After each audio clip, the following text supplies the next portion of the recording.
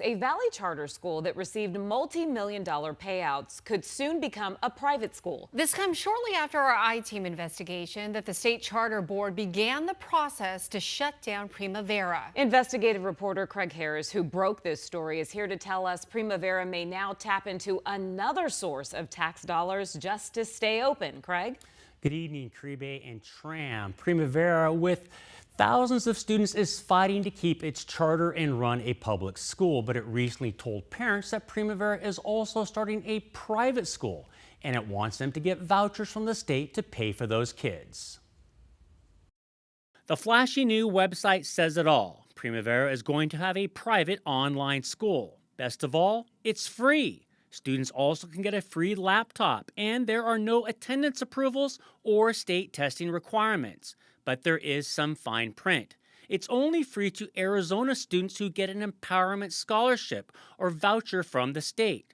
Vouchers are costing Arizona taxpayers about $1 billion a year and counting.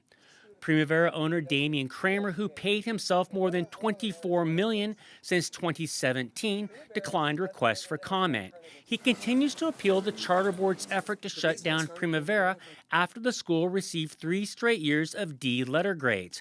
He and conservative Republicans in the legislature have said school choice is under attack.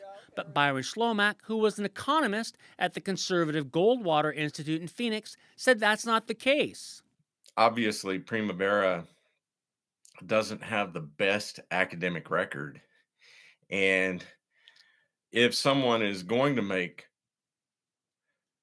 I guess you'd say, premium profits from an endeavor that's funded by tax funds, you want to see them produce a high quality product. What Arizona taxpayers need to be concerned about is the quality of the product being produced. Schlomack, who now lives in Oklahoma, added the charter board took too long to intervene. Quite frankly, I think Primavera should have been held accountable for that long before now by their Arizona's charter school board. We reached out to the charter board president and she declined to comment. Even if the charter board makes a final vote in the next few months against Primavera, the school could remain open if it appeals to the courts. Ashley Berg, executive director of the charter board, said state law allows a charter operator like Primavera to also run a private school with vouchers at the same time. But there are restrictions. In an email to 12 News, she said, Primavera can continue to operate as a charter school, but it cannot enroll students who are using ESA, Empowerment Scholarship Account funds. In addition, the administration and operation of the charter school must be separate from the administration and operation of the private school.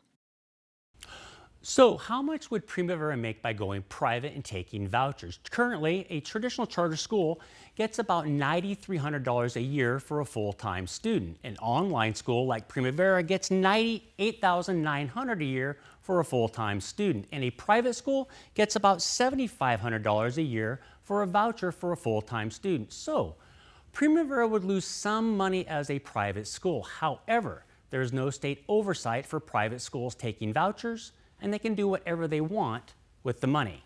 Caribe and Tram, back to you. All right, Craig, thank you.